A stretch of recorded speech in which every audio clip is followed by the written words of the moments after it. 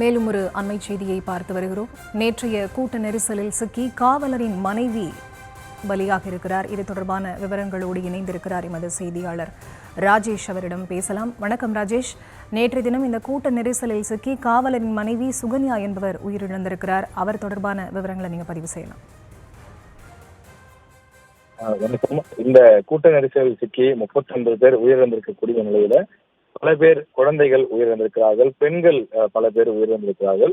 அதில் இந்த இடத்தில் இந்த பகுதியிலேயே பணியாற்றக்கூடிய காவலருடைய மனைவி ஒருவர் உயிரிழந்திருக்கிறார் என்பது இங்க இருக்கக்கூடிய காவல்துறை குடும்பங்கள் மத்தியில ஒரு பெரும் அதிர்ச்சியை, சோகத்தை ஏற்படுத்தியிருக்கிறது. டிராபிக் போலீஸாக பணியாற்றி வரக்கூடிய தெய்வேந்திரன் என்பவனுடைய மனைவி சுகன்யா, அவர் நேற்று அந்த பகுதியிலே விஜய் வருகிறார் என்ற தகவல் அறிந்து விஜயை பார்ப்பதற்காக ஆர்வத்தோடு அங்கு சென்றதாக சொல்கிறார்கள்.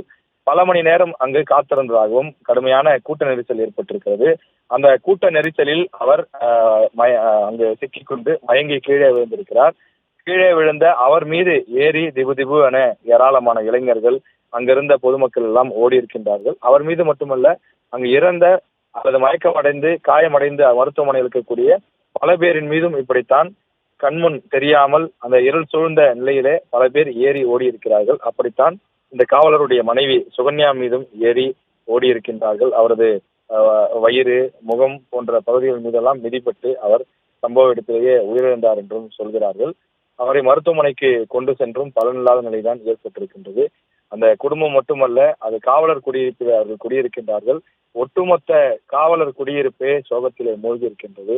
இந்த பகுதியை பொறுத்தவரையிலே, அதாவது இந்த விஜய் நேற்று பேசிய பகுதியிலிருந்து சுற்று வட்டார பகுதியில் குழந்தையை பறிகொடுத்தோர், பெண்களை பறிகொடுத்தோர், தங்களுடைய பிள்ளைகளை பறிகொடுத்தோர் என ஒவ்வொரு வீதியிலும் மரண ஓலங்கள் ஒலித்துக் கொண்டே இருக்கிறது. கள்ளக்குறிச்சியில எப்படி கள்ளச்சாராயம் குடித்து வீதிதோறும் பிணங்களை கிடத்தி வைத்து மரண ஓலத்திலே அந்த கிராமம் இருந்ததோ அது போன்ற ஒரு சூழ்நிலையை கரூரில் இன்று பல இடங்களிலே பார்க்க முடிகின்றது. மனம் மிகுந்த வேதனையிலே கணக்கிறது.